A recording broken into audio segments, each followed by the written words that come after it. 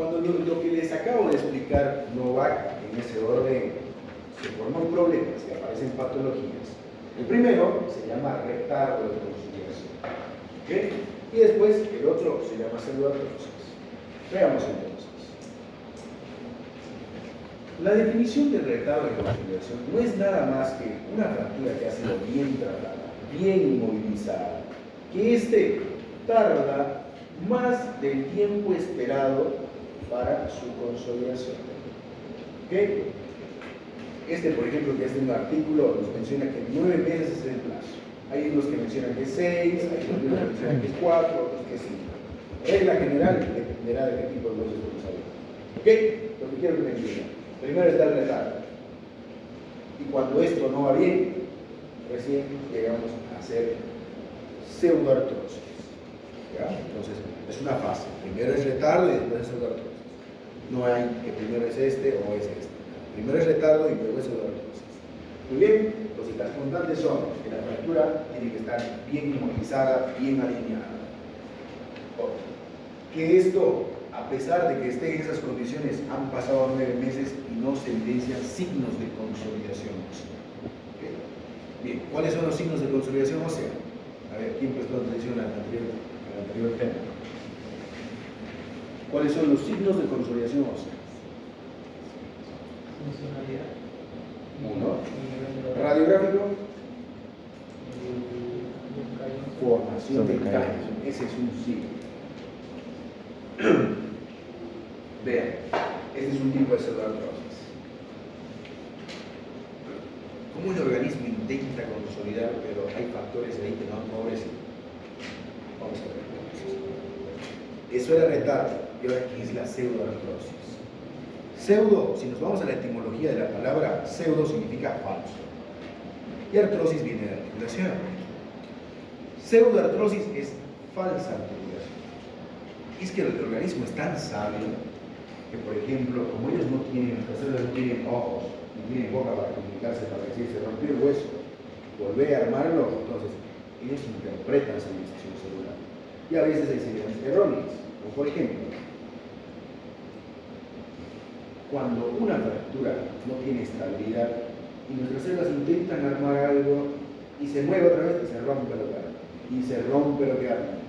Entonces, nuestro organismo lo interpreta y dice, bueno, no debe ser, seguramente no era solo un hueso, capaz son 2 huesos, que es una articulación. Entonces, hagamos una articulación de esta forma. ¿Y saben qué? Se comienzan a formar las epífisis, ¿no? Se comienza a formar un tejido con una envoltura que se llama pseudocápsula. Y aparece hasta líquido sinovial, que es el líquido que envuelve las articulaciones. Y eso es una pseudoartrosis. Bien, entonces, ocurre cuando hay cierre del canal medular y aparece la esclerosis y la pseudocápsula, que es lo que les acabo de mencionar, y va a presentar la movilidad anormal. Y esta es otra gran diferencia, por ejemplo, un signo clínico entre el retardo y la pseudoartrosis.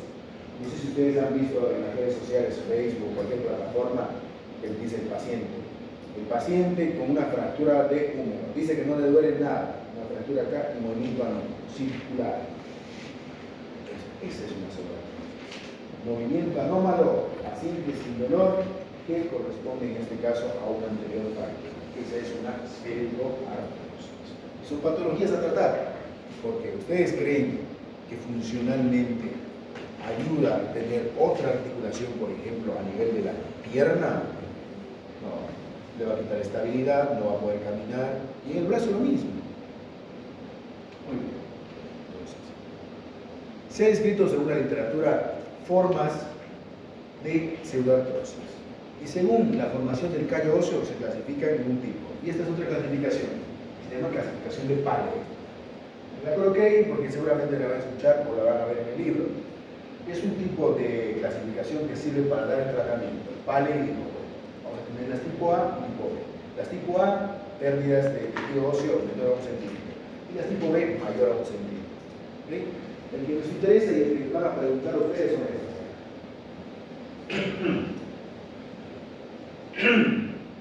Para que valga la pena el esfuerzo. Hipervasculares. Se clasifican de esta forma también llamadas hipertróficas. Bien, consiste en lo siguiente. En este tipo, El aporte vascular es bueno, es buenísimo. ¿Saben qué es malo? La estabilidad. Para que me entiendan.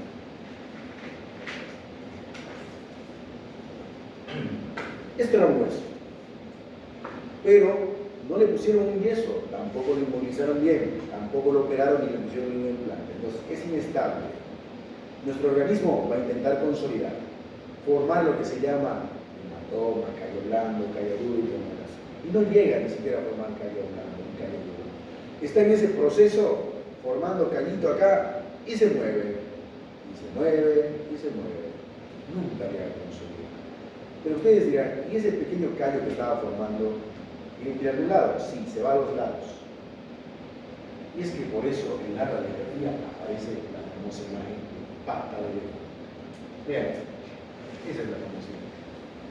Pata de elefante. El callo que estaba formando en la porción media se va hacia los lados. Entonces, si ustedes les pregunto, chicos, ¿por qué se forman las pseudoartrosis hipertróficas? La respuesta es por falta de estabilidad. ¿Ok?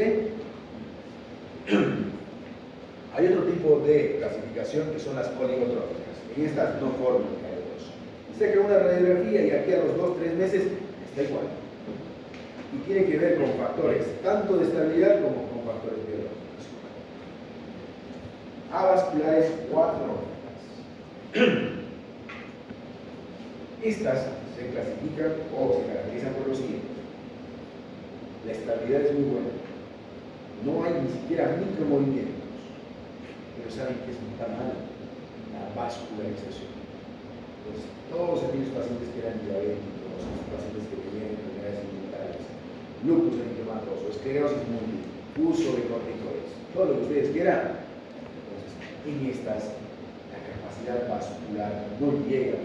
Yo les pregunto, si al foco de fractura no le llega el aporte de irrigación de flujo sanguíneo y los nutrientes, ¿qué va a pasar con ese callo óseo? ¿Se forma? ¿No se forma? No se forma. No se forma. Y ahí aparece la famosa imagen en punta de lápiz o en cuña de torsión. Se llaman pseudoartrosis atróficas. ¿Cómo está la estabilidad? Muy bien. ¿Qué es lo que está mal? El aporte vascular. Cuando ustedes pregunten una radiografía, la radiografía le corresponde a la típica imagen de pata de elefante o casco de caballo, es una pseudoartrosis hipertrófica o hipervascular. Por eso es que se llama hipervascular, porque la vascularización es buena. ¿Qué está mal? La estabilidad. Y en estas, todo lo contrario. Aquí está bien la estabilidad, pero lo que está mal es el aporte vascular. Entonces, no forma callo utilizado. Una punta de lápiz o cuña de torsión. Se llama cuña de torsión porque es como si ustedes agarraran una hoja, le den vueltas y obviamente se forma una punta, una cuña de torsión. Bien, entonces vamos a hablar de esos factores predisponentes. Hay generales y hay locales. Dentro de los generales están las carencias nutricionales. Todos aquellos pacientes que tienen desnutrición. ¿Cuántos tipos de desnutrición existen?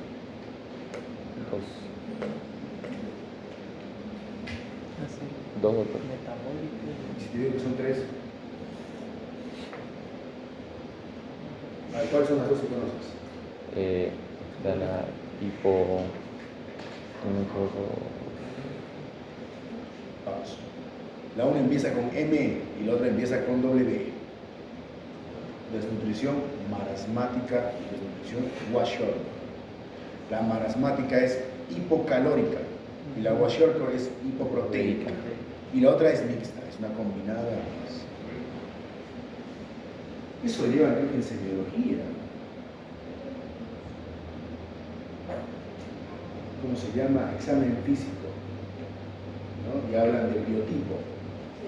Leptosómico, pícnico, eutrófico, y luego hablan de los tipos de nutrición. Hepatopatías y alteraciones metabólicas. Todos los tipos de trastornos, por ejemplo, como cirrosis hepática, SEA hepática y todo lo demás, afecta en gran proporción al organismo y a la consolidación. ¿Saben por qué? Porque a nivel hepático se forma, por ejemplo, la conversión de una sustancia proteínica muy importante, ¿Cuál es la proteína más abundante en el torrente sanguíneo? La respuesta es... Muy bien. ¿Cuál es? Albúmina. ¿Cuál es el valor normal de la albúmina?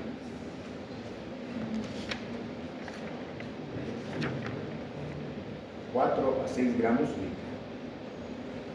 Y la cantidad de proteínas totales de 6 a 8. ¿Por qué es importante eso? Porque para poder construir la arquitectura de la consolidación ósea necesitamos materia prima. Necesitamos ladrillos y cemento. Y en nuestro organismo se expresan como plaquetas, proteínas, como la albúmina, y estos se van a degradar en aminoácidos, y estos son los ladrillitos para construir, en este caso, la nueva estructura ósea. La radioterapia. Pacientes, por ejemplo, oncológicos, a veces no es la metástasis lo que produce la fractura, es la lesión esta, como la radioterapia, la que tarda en consolidar el tejido óseo, porque es un efecto nocivo por radiación. ¿Qué? Farmacológicos, anticoagulantes. A ver, menciónenme farmacología, 2 anticoagulantes menciónenme. Heparina. Muy bien. ¿Y otro? Heparina. ¿Warfarina ahí? Heparina. Listo, ya está. Los anticoagulantes actúan inhibiendo una de las fases en las cuales se forma la transcardiología. La primera fase, la formación del hematoma, está formada por la coagulación. Entonces, todo aquel paciente que haga uso de anticoagulantes va a tener un retraso en esa fase. Quimioterapia, porque recuerden que la base de la quimioterapia son los antimetabolíticos. ¿Y qué hacen los antimetabolíticos? Disminuyen el metabolismo celular. ¿Qué? Metabolismo celular no es nada más la forma en la que trabajan nuestras células. Todas tienen una función. Los corticoides, con la misma acción. Recuerden que disminuyen en este caso la acción metabólica. Los AINES. Y ese es el principio de por qué no es bueno darle AINES a los pacientes con fracturas. Yo siempre les doy más analgésicos como el ketorolaco y no AINES en general, diclofenaco, porque retrasa la consolidación.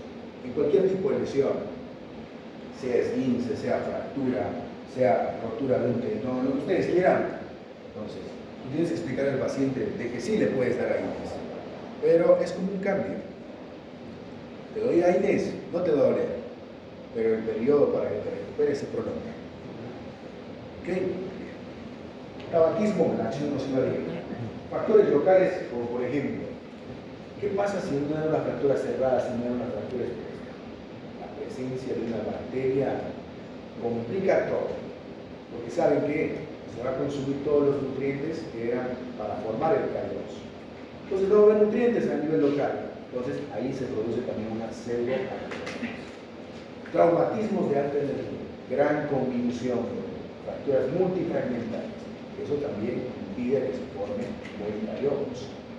Ahora, si hay una fractura expuesta y parte del periósteo quedó en este caso expuesto, surge una lesión y se forman las zonas con poca vascularización o vascularización comprometida. Y ahora, el otro factor, el del médico, síntesis inadecuada. Si un traumatólogo realiza una cirugía y no otorga la estabilidad necesaria para el tipo de fractura, pseudoartrosis. ¿Qué? Todos los huesos piden un tipo de estabilidad. Y eso es, por ejemplo, una materia en traumatología en especialidad, se llama biomecánica. Ahí te enseñan, por ejemplo, el principio de estabilidad absoluta, el principio de estabilidad relativa, y te dicen, bueno, el húmero necesita este tipo de estabilidad. Entonces nosotros ya sabemos con qué tipo de implante vamos a dar estabilidad. Pero si esa estabilidad, que no es nada más que la cirugía que realizan, es inadecuada, o se produce diástasis, que es separación mayor a 0,5 centímetros o 5 milímetros, o angulaciones mayor a 10 grados, tiene chance de producir o retardo o pseudoartrosis. ¿Ok? Bueno, ahora que ustedes conocen la fisiopatología, conocen cómo se dan todos estos tipos de pseudoartrosis, pues vamos a abocarnos al tratamiento. El primer paso es el ortopédico. ¿Cuál? El otorgar lo que es una adecuada reducción y, en este caso, generar estabilidad. Si es inadecuado y además es mal indicado, eso genera pseudoartrosis. Si el material que se utilizó para la cirugía no es adecuado, genera pseudoartrosis también. Y si queríamos esos factores que además tenía todo el medio, no otorgó una estabilidad, no ocupó el implante correcto, además tiene esas articulaciones y esa separación, pseudoartrosis. Es algo tan básico, pero ustedes no lo van a ver hasta, por ejemplo, vivir en carne propia o algún familiar o ustedes mismos quizás cuando tengan una fractura. Y están con la duda todo el tiempo, ¿cuándo va a conseguir? Estos factores son muy importantes para determinar si una fractura va a ser pseudoartrosis o no. Bien, en nuestro medio se ve mucho el uso del material incorrecto, pero ese es el punto económico. Tú le pides un clavo a un paciente que cuesta entre unos 7.000 8.000 bolivianos, no lo consigue. A veces por querer ayudarlo por otro tipo de material, clavijas nada más, que cuestan, qué sé yo, 400, 500 bolivianos, no otorgas la estabilidad que deberías. Entonces, eso no consolida. Para que me entiendan. Si yo quiero sostener este techo, porque yo sé que se va a caer, puedo hacerlo de varias formas. Puedo ir a cortar palitos al monte y colocar puntales, esos delgaditos, varios.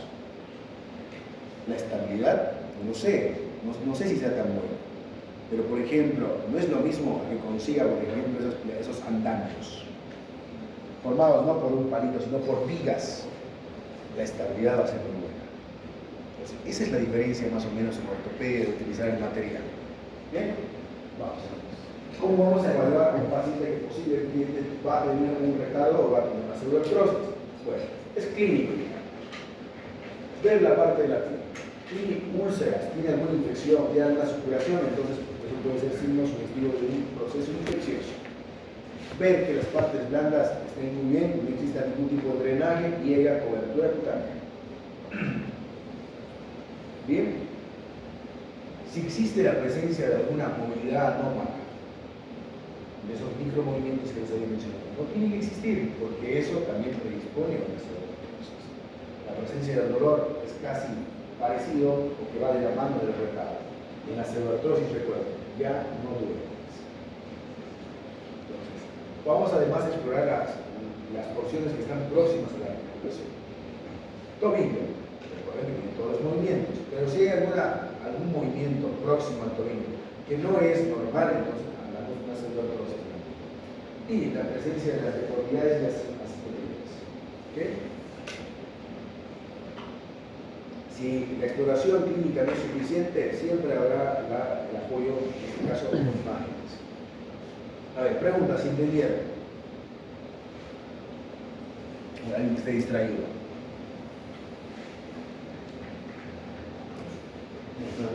Bueno, ustedes, Sí.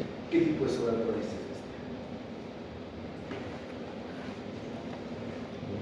Signo de pata de elefante y hipervascular. hipervascular, hipertrofia? Muy bien. Ahora, pregúntame usted, ¿por qué se produjo una pseudoartrosis hipertrófica en este paciente? Porque no hay estabilidad. Muy bien, entendí a la perfección. ¿Cuál será el tratamiento? Mejorar la estabilidad. Radiográficamente, si ustedes tienen esto, eso es pseudoartrosis hipertrófica, pata de elefante, mal estabilidad. Si no es claro y yo tengo dudas en la radiografía, tomo. Y en la tomo voy a identificar, por ejemplo, esto, si es un tejido óseo, ver que haya continuidad en todas las caras del tejido óseo, sea un fémur, sea una tibia. Si no existe, pues en la tomografía voy a poder identificar las trabéculas que les había mencionado. Y si no hay, estamos hablando de una también pseudoartrosis o retardo de consolidación. ¿Cuándo voy a decir que es retardo? Cuando está tardando más del doble del tiempo para poder consolidar. ¿Y cuándo digo que es pseudoartrosis? Cuando existe una movilidad anómala, no hay dolor y el paciente, en este caso, le saca una radiografía y tiene estas imágenes. Bien, también pueden hacer uso de la resonancia y en la resonancia va a ser mucho más específico, porque ahí van a poder ver, por ejemplo, las zonas de fibrosis, las zonas de matriz cartilaginosa y además la presencia de líquido sinovial. Cuando se evidencia todo eso es cuando el organismo ya interpretó de forma errónea que ese no era un hueso sino una articulación e intenta crear una articulación y eso genera una pseudoartrosis. La gamografía ósea, ¿se ¿Recuerdan cuando también la pedimos cuando hablamos de la osteomielitis? Cuando una bacteria se mete en el tejido óseo y este se está consumiendo todo el material para poder formar el callo óseo, entonces también puede ser debido a este proceso. Solicito una gamografía ósea porque ahí voy a poder identificar qué zona está afectada por el hierro. Estudios laboratoriales. Desde un simple, por ejemplo, recuento de electrolitos. ¿Cuáles serán los electrolitos más importantes en una fractura o una pseudoartrosis? Potasio. Potasio, calcio, magnesio, fósforo, todos esos. ¿Ok? Bien. Recuentos celulares, en especial leucocitarios. Si hay leucocitosis, puede ser un proceso infeccioso. Describe izquierda, aún más todavía. ¿Ok? Descartar desnutrición. Es importante. Una de las formas de valorarlo es con la presencia de proteínas. Si hablas de una hipoproteinemia, dependerá si es leve, moderada o severa. Marcadores inflamatorios, por ejemplo, la velocidad de microsedimentación, que es nuestra alarma corporal. Se activa y se eleva, ya es algo no está bien. Algo no está bien, usted tiene que buscar qué. Y la proteína C reactiva, que es una proteína reactante de fase aguda. Nos dice, hay un proceso inflamatorio o un proceso infeccioso. Habrá que investigar cuál es. Y ahora, dentro del 85% de las pseudoartrosis o retardos de conciliación son debidos y causados por una infección. ¿Saben qué hago yo? Cuando yo atiendo a un paciente como el que acabas de describir, entro al quirófano, agarro una gubia que no es nada más como un alicate y saco tejido óseo cartilaginoso. Mando al laboratorio 3 cultivos, uno en la institución, otro particular y otro para anatomía patológica. Me tienen que reportar si existe o no infección. Si no hay infección, luz verde para poder realizar la cirugía y el tratamiento de la pseudoartrosis. Y enseguida les voy a mostrar en qué consiste. Los principios del tratamiento. Simple entonces. Aquellos que tienen estabilidad mala como las hipertróficas o hipervasculares, bueno, mejoramos lo que es la estabilidad. Vamos a utilizar sistemas de fijación más rígidos. ¿Okay? Esto favorece la osteogénesis. Osteogénesis es la formación del tejido óseo. Aquellos que sean por poco aporte vascular, como las atróficas que ustedes acaban de ver, bueno, vamos a mejorar el aporte vascular. En algunos de ellos se puede llevar, por ejemplo, peroneo vascularizado. Se puede llevar tejido óseo, un injerto de cresta, aspirado anular, que sería lo que y mejorar el efecto osteogénico. Esos son los pilares del tratamiento de estas patologías. A veces, cuando el médico o el traumatólogo le dice que puede darse o tiene chances, porque él sabe que puede hacer la cirugía, y queda con esa duda de que puede hacer pseudoartrosis, va a tomar estas medidas. 3 funciones en relación al aporte neurológico por injerto: osteoconductivo, inductivo, osteogénico. Conductivo, la capacidad de poder crear esos andamios, las conexiones entre los sistemas fracturados. Inductivo, la capacidad de que la célula madre forme nuevo tejido óseo. Y el osteogénico, de que ese tenga capacidad de formar una cantidad exuberante de tejido óseo. Entonces, los principales son los autoinjertos. Y van a escuchar, el injerto más abundante es el crestenia. Se hace una pequeña incisión o un cincel, que se llama escoplo para nosotros, y un martillo. Se hace como un sarcófago, así un cuadradito, se levanta y con una cureta, que no es nada más que una cuchara pequeñita, se saca tejido esponjoso de la crestenia. Buscando todas estas acciones, también se puede realizar a través de un aspirado neuronal. Otra acción también que se puede realizar es fresado del canal neuronal. ¿Saben qué es una fresa? ¿Conocen una broca? ¿Han utilizado un taladro? Bien. La fresa no es nada más que en este caso como una broca, pero es completa. Y si eso utilizas para poder atravesar el canal neural, pues seguramente vas a obtener lo que es, en este caso, tejido óseo. Yo utilizo eso, por ejemplo, y coloco eso a nivel del foco, porque tiene todas estas acciones. Y el aporte vascularizado, como por ejemplo peroneo vascularizado. De la mitad de la pierna para arriba, el peroné no hace nada más que unir parte de las ingles mosos. Entonces, ese pedacito de hueso se puede utilizar, por ejemplo, para llevarlo en los defectos que van a tener. Bien, eso es lo que se utiliza en otros países. Cuando el traumatólogo ya ve que posiblemente va a ser retardo, utiliza factores de crecimiento. Extrae sangre, centrifuga y obtiene plasma. Y ese plasma es rico en factores de crecimiento. Se aspira con una jeringa y se infiltra con una aguja de forma directa en el sitio de la válvula, buscando esas acciones de crecimiento para formar el núcleo óseo. Y el otro es la electroestimulación o la estimulación electromagnética. Cuando el traumatólogo los envía a ustedes a hacer magnetoterapia, aplicar ese aparato, es que él ya está pensando en que posiblemente vaya a ser o retardo o pseudoartrosis. Bien, para eso sí. Y ahora las acciones quirúrgicas se realizan. Le hicieron una osteosíntesis con una placa, no funcionó, pues toca clavo. Lo hizo con clavo, pues toca placa. Y así se van intercalando. El objetivo es buscar estabilidad. Y la estabilidad se puede dar con cualquiera de los implantes. Bien. Resumen de las estrategias quirúrgicas. Tengo una pseudoartrosis hipertrófica o hipervascular. ¿Qué está mal? La estabilidad. ¿Qué voy a hacer? Entonces, mejorar la estabilidad. Y esta se puede utilizar una placa de compresión, se puede utilizar un clavo fresado bloqueado, se puede en este caso, además de eso, aportar en este caso un injerto y mejorar lo que es la mecánica de ese tipo de patología. En las atróficas, recuerden, estas requieren que mejorar el aporte vascular. Estimulación biológica, injerto de cresta, injerto de peroné. Entonces, también se puede hacer lo que es la decorticación osteoperióstica de Juliet, que no es nada más sacarle parte del periósteo y llevarlo allá para mejorar la parte vascular. Y las con gran defecto óseo. Hay fracturas expuestas, por ejemplo, las de moto, que son las más comunes. Ustedes van a ver a personas con aparatos de forma circular. Se llama fijador externo de Gleason.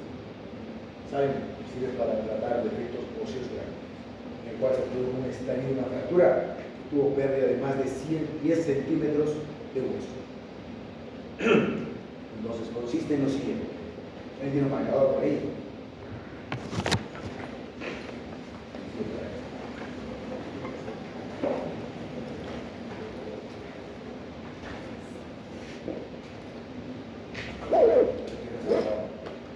Aquí tengo yo.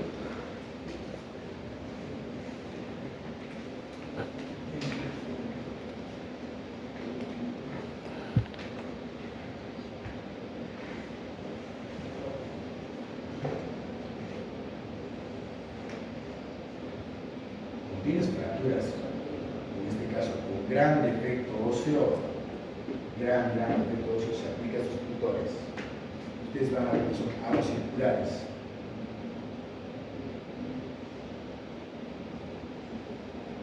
¿Saben para qué sirve? Entrelazan como agujas de Kirchner.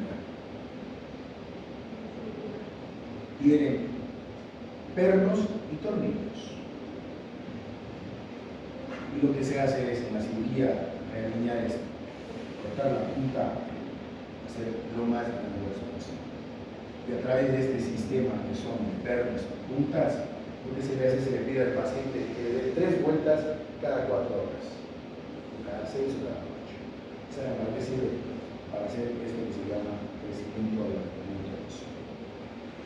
Un corte acá arriba, un corte acá abajo, y lo que hace es, con las vueltitas, este segmento va avanzando. ¿Hacia dónde? Hacia la parte de la media o unida. Llega un punto en el cual se va a formar un nuevo tejido óseo. Es el fijador externo de Lízaro. Lízaro era un traumatólogo en la Segunda Guerra Mundial y trataba las fracturas de esta forma. ¿Okay? La aplicación principal de esta técnica era para, en este caso, tratamiento de defectos óseos. Ahora saben, se utiliza en la parte estética. Un youtuber ahí que se hizo alargamiento óseo, 8 centímetros en tibia y 10 en pernos, 18 centímetros. Entonces, se puede utilizar. ¿Okay? Esa es la técnica de Lízaro. Y listo. Bueno chicos, no sé si tienen alguna duda o pregunta.